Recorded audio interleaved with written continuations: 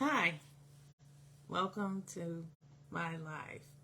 This is Love Talk by Cynthia of Spiritual Therapy for the Evolving Soul. I'm waiting to see. I'll give it a few minutes. I guess I'm a little early. Oh, somebody joined. Okay. So thank you. I want to say thank you because I have I've experienced an increase in friends on Facebook. So I want to say thank you to everyone who has made a friend request. Oh boy, I'm challenged today. But the reason I am here is because I want to talk to you about relationships. Hi. I want to talk to you about relationships. And I'll be doing this, maybe not live, but I'll definitely be talking about relationships going forward. So, I'm going to begin with defining what a karmic relationship is. I define a karmic relationship as a soulmate relationship that challenges both partners to affirm the truth of who they are. As I said, I believe it's a soulmate relationship, and like all other soulmate relationships, we unconsciously mirror each other. In keeping with its highs and low motif, the highs and low motif of this relationship, the attraction between, Oh, I'm sorry. I'm sorry. I was looking at the writing there. Okay. Where was I? In keeping with its highs and low motif of this relationship, the attraction between the two individuals is either subtle or very dynamic.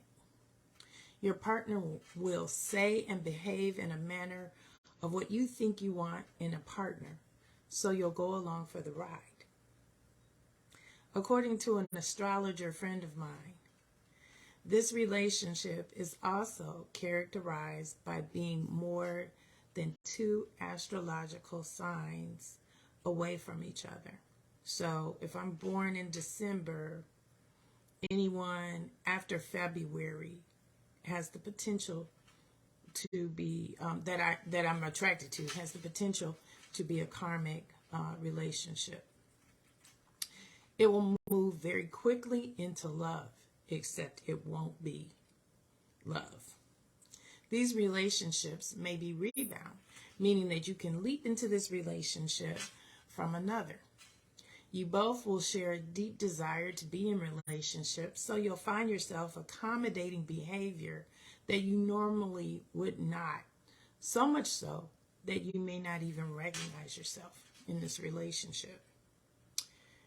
In fact, you may have become the worst version of yourself, your shadow self. Karmic relationships are fraught with misunderstandings, miscommunications, feelings of low energy, and potentially depression. These relationships are unstable and are not designed to meet your emotional needs, making this type of relationship emotionally draining. It will be a roller coaster ride of raw emotions and a whole lot of drama. Also, because of its unpredictability, this relationship does not set up a foundation for trust. Without trust, a bond becomes difficult to form. But here's the good news. Prior to your incarnation in this lifetime, you and your partner lovingly agreed to work together in a romantic relationship to heal past wounds, either from this lifetime or previous other lifetimes. This relationship process can take days, weeks, years, and even decades to complete. Now, I believe the purpose of this relationship is to reveal your shadow self. The shadow self is the part of you that conflicts with how you see yourself. The Swiss psychologist Carl Jung introduced the concept into the field of psychology. He believed that the shadow holds our repressed thoughts and feelings which we disassociate from our ideal sense of self. These are probably the same thoughts and feelings which set up the standards by which we judge other people. Karmic partners act as mirrors for us and can create the opportunity for us to identify our shadow self. If we choose to reframe the context of our relationship from a negative experience to a choice, we can release the judgment we're holding toward ourselves and others. The beauty of this is that it can lead to acceptance of and a deeper sense of self-love. So, that's my sharing for this evening. I see that Shannon has joined. Hey, I appreciate you being here. I hope you didn't miss anything. And are there any questions? So,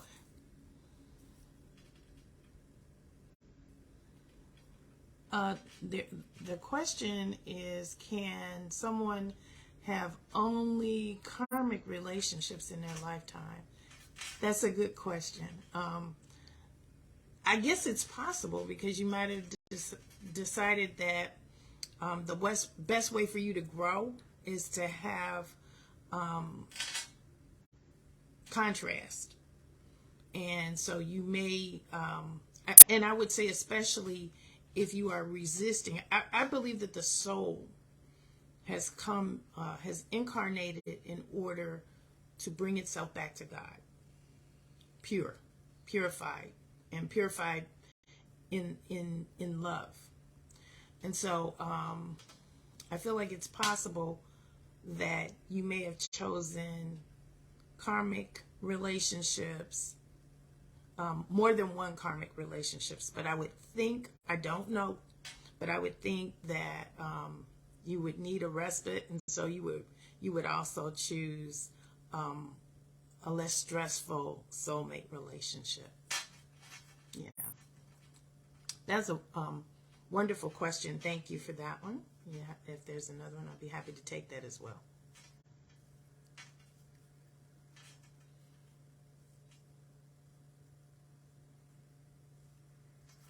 Okay, so while there's a slight delay, let me just add this point too.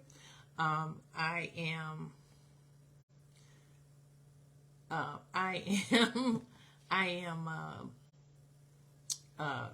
offering a course called The Energy of Love.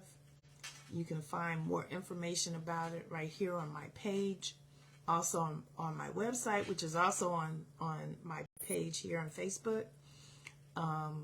And there's a mini course that I'll be offering for free. And then if you enjoy that, please, by all means, purchase the rest of the series. The question is, are karmic relationships only intimate or romantic? I think it's possible that you could have a karmic relationship with a neighbor, with a child. I mean, certainly based on astrological definition, based on what my astrologer friend said to me, my son and I would have a karmic relationship because we sit exactly 6 months apart from one another.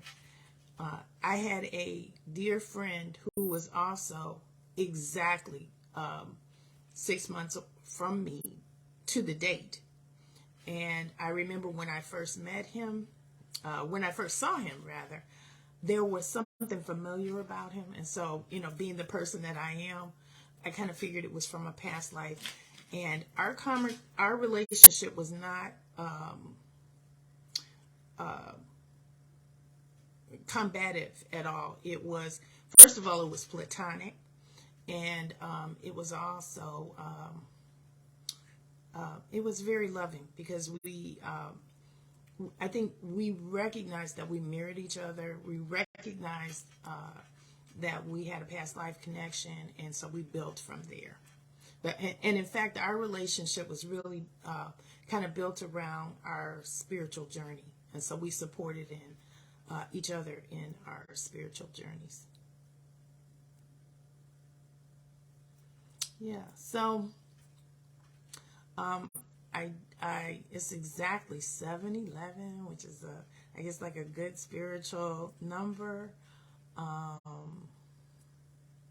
If there are no further questions, I will sign off. And I hope you look forward to my future videos. And I wish everyone, one more question. So the question is, for clarification, so karmic relationships are about personal growth. Personal, and I will add spiritual growth. The karmic relationship can lead to introspection and hopefully reflection as well. That affords us the opportunity for both personal and spiritual growth.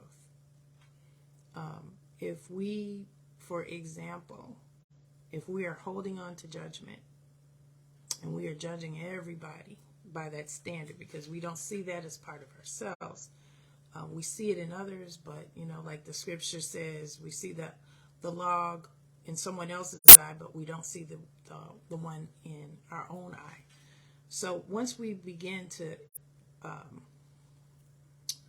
own that there's something in our eye that is less than perfect, we can choose to change or transform from that which is less than loving to that which would be more loving. Another great question. Thank you so much for your question. So with that being said, I will move on and thank you once again for viewing this video in the future, and thank you for the likes and the friend requests, and pray that I learn to speak clearly. Good night.